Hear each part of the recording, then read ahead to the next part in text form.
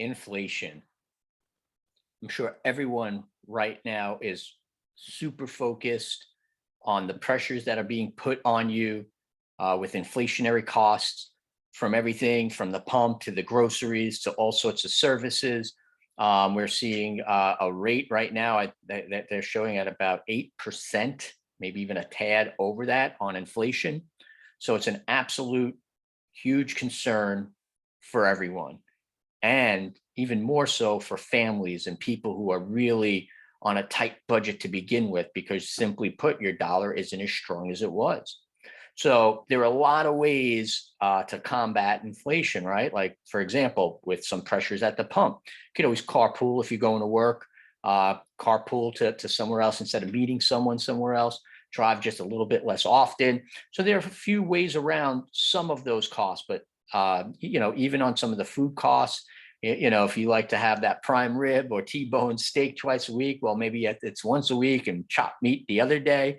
So there are ways to even curb those.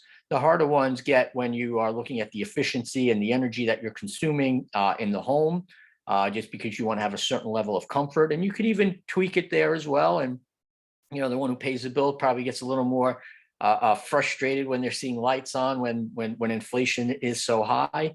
But what we wanted to do here is we want to take a look at how powerful a solar investment is right now in terms of virtually eliminating the effects of inflation, or I should say over 75%, which is amazing. You could get your inflationary spending by incorporating solar down to less than to about $1 a day. And I think that's something all of a sudden that becomes a lot more manageable and a lot less stressful.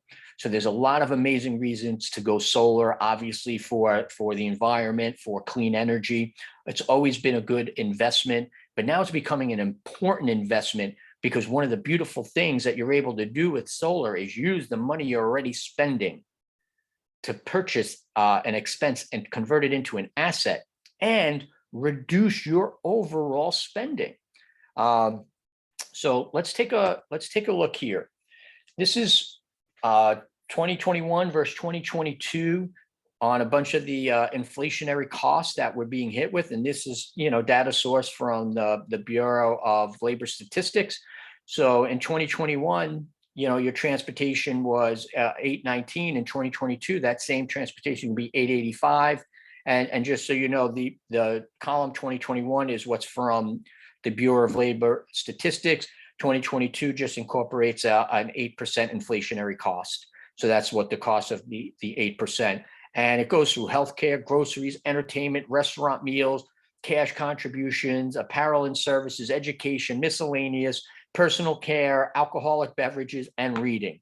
So you can see across the board, everything's gone up, where, someone's household total spending is $26.99 is now $29.15. And you can see there, I didn't include mortgages and things of that nature because those didn't change. That is one of the benefits that you're getting from owning a home versus renting. You're not getting hit with a ton of inflationary costs on your investment. You're locked into a fixed rate mortgage, so that's not reflected here. This is just a portion of your money that's getting stretched. So when we take a little bit deeper look at that, the inflation on 2022, on average, you're spending an additional $216 a month, or right around $2,500 a year, right? So that's a significant amount of money to come up with if you don't already have that pre-planned.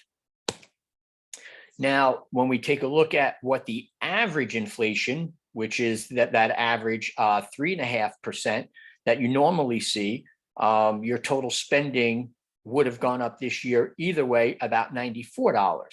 So really what we're talking about is that difference of $121, which is the inflation of 2022 versus the average inflation of what the year could have or should have been, leaves us with $121 a month now, more than what it was going to be, which now puts us into the neighborhood of right around $1,500 a year.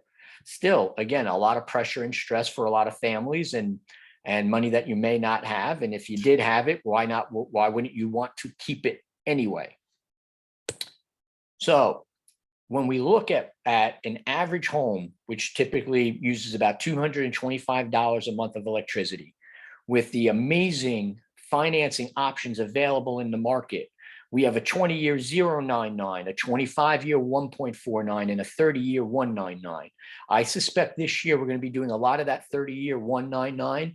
Why? Because it'll match, mortgage type of terms, which is, again, the same thing. You're going to keep the solar system as long as you keep the house. So it all works together to actually put it into a 30-year. And that way we can lower that monthly cost as low as possible. And you can see here for that power bill of $225, you can get that energy expense at $138, let's call it $139. So ultimately you could be saving $86 a month. $86 a month. And again, we just talked about, you're going to have an expense of $121 more. If you could get rid of $86 of that, again, that's going to represent over 75% of the money that you need to come up with, you've come up with already. So oftentimes now you're only dealing with that 25%. And here's kind of what it looks like on how powerful and how valuable solar can be for you. When you look at your transportation costs going up by 35, right?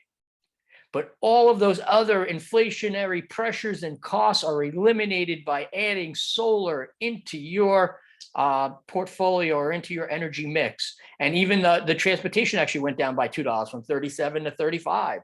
And then everything else gets completely wiped out. Feels a lot more manageable, right? $35, just about a tad over $1 a day on what the inflationary pressures could be when you incorporate solar. On top of that, the long-term benefits of solar are enormous, because the other thing that's really important, the power company, which you can see right now, are raising rates left and right, just like they are at the gas pump. So as those rates go up, again, it stretches your dollars even more. The beautiful thing about solar is you're going to lock in at that lower rate, that $139 a month. You're going to be locked into that rate. In 10 years from now, you're still at $139, and I promise you that won't be $225. That's going to be more like $350, if not $400 by then, and then you'll still be at that $138. And now those enormous, huge long-term savings kick in, and that's why over the life of a system of this size, your anticipated earnings are going to be in the neighborhood of $60,000 to $70,000 over what you would spend otherwise.